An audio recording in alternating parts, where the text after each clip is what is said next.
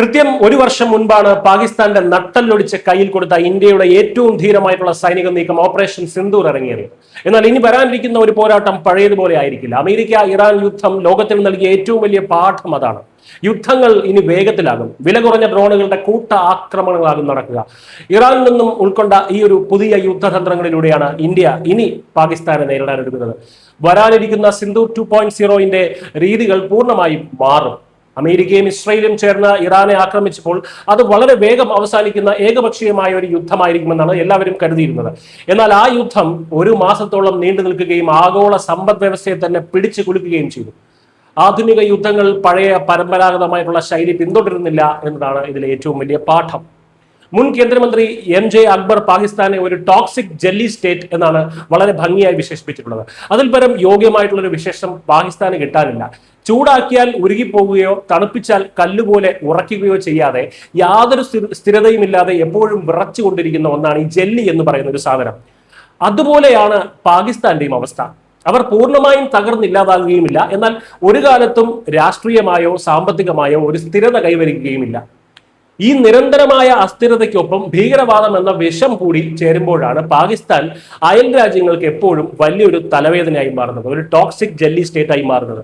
ഈ ഒരു പശ്ചാത്തലത്തിൽ ഈ വിഷലിപ്തമായിട്ടുള്ള ജെല്ലിയുമായിട്ടുള്ള അടുത്ത പോരാട്ടം എന്തുകൊണ്ട് എന്നതല്ല, മറിച്ച് എപ്പോൾ സംഭവിക്കും എന്നത് മാത്രമാണ് നമ്മുടെ മുന്നിലുള്ള ഒരേ ഒരു ചോദ്യം.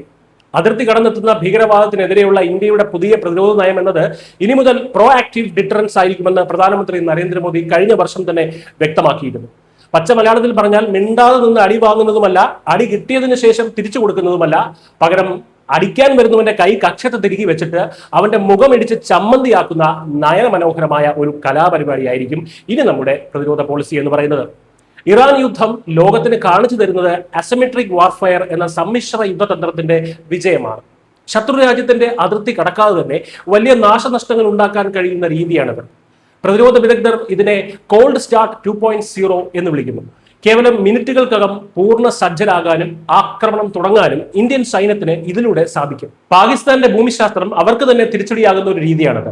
കിഴക്ക് നിന്ന് പടിഞ്ഞാറേക്ക് വെറും 885 കിലോമീറ്റർ മാത്രം ദൂരമുള്ള പാകിസ്ഥാന്റെ ഏത് കോണും ഇന്ത്യയുടെ ബ്രഹ്മോസ് മിസൈലുകളുടെ പരിധിയിലാണ്. അതിർത്തി കടക്കാതെ തന്നെ പാകിസ്ഥാന്റെ സൈനിക താവളങ്ങളും റഡാറുകളും യുദ്ധക്കപ്പലുകളും തകർക്കാൻ ഇന്ത്യക്ക് നിഷ്പ്രയാസം കഴിയും. ഇറാൻ യുദ്ധത്തിലെ ഏറ്റവും വലിയ ഗെയിം ചേഞ്ചർ വില കുറഞ്ഞ ഡ്രോണുകളായിരുന്നു. ഇറാന്റെ ഷഹീദ് ഡ്രോണുകൾ. അമേരിക്കയുടെ 1660 കോടി രൂപ വില വരുന്ന കൂറ്റൻ ഡ്രോണുകൾക്ക് പകരം ഇറാൻ ഉപയോഗിച്ചത് വെറും 30 ലക്ഷം രൂപ മാത്രം വിലയുള്ള ഷഹീദ് ഡ്രോണുകളാണ്. ഈ ചെറിയ ഡ്രോണുകളെ തകർക്കാൻ അമേരിക്ക ഉപയോഗിച്ചതാകട്ടെ 33 കോടി രൂപ വില വരുന്ന പാട്രിയറ്റ് മിസൈലുകളും. സാമ്പത്തികമായി ഇത് ഒരിക്കലും ഒരു രാജ്യത്തിനും ഗുണം ചെയ്യില്ല. കഴിഞ്ഞ വർഷം ഓപ്പറേഷൻ സിന്ദൂരിന്റെ സമയത്ത് ഇന്ത്യ ഇസ്രയേലിന്റെ ഹാരോ പോലെയുള്ള വിലയേറിയ ആയുധങ്ങൾ ഉപയോഗിച്ചിരുന്നു. എന്നാൽ ഇപ്പോൾ ഇന്ത്യയും വില കുറഞ്ഞ ഡ്രോണുകളുടെ വൻ തോതിലുള്ള നിർമ്മാണത്തിലേക്ക് കടക്കുകയാണ്.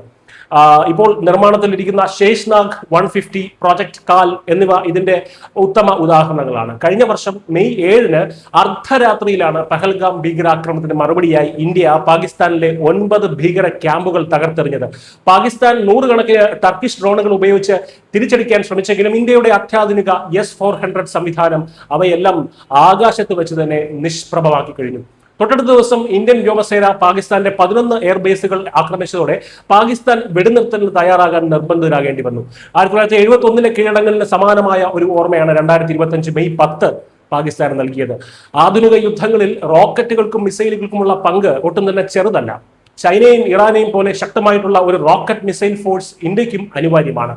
പാകിസ്ഥാൻ ഇപ്പോൾ തന്നെ ചൈനയുടെ സഹായത്തോടെ ഒരു ആർമി റോക്കറ്റ് ഫോഴ്സ് രൂപീകരിക്കാനുള്ള ഒരു ശ്രമത്തിലാണ്. അത് എത്രത്തോളം വിജയിക്കും എന്നൊക്കെ കണ്ടറിയണം. മറ്റൊരു പ്രധാന പാഠം ഷൂട്ട് ആൻഡ് സ്കൂട്ട് തന്ത്രമാണ്. ഒരിടത്ത് നിന്ന് ആക്രമിച്ച് ഉടൻ തന്നെ ആ സ്ഥാനം മാറ്റുന്ന ഒരു രീതിയാണ്. ഇറാൻ തങ്ങളുടെ വ്യോമ പ്രതിരോധ സംവിധാനങ്ങൾ മൊബൈൽ ലോഞ്ചറുകളിലേക്ക് മാറ്റിയത് അവർക്ക് വലിയ നേട്ടമുണ്ടാക്കിയിരുന്നു. ഇന്ത്യയും ഇപ്പോൾ ഈ രീതികൾ ശക്തമാക്കുകയാണ്. ഇസ്രയേലിന്റെ അയൺ ഡോം മാതൃകയിൽ ഇന്ത്യ തയ്യാറാക്കുന്ന ബഹുതല പ്രതിരോധ കവചമായിട്ടുള്ള മിഷൻ സുദർശൻ ചക്ര ഈ ലക്ഷ്യത്തിലേക്കുള്ള ഒരു വലിയ കാൽവയ്പാണ്.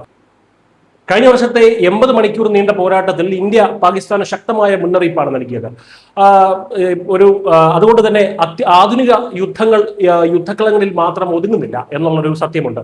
ഇറാൻ യുദ്ധത്തിലെ പാഠങ്ങൾ നമ്മൾ ഉൾക്കൊള്ളേണ്ടതിന്റെ അത്യാവശ്യം അവിടെയാണ് കുടികൊള്ളുന്നത്.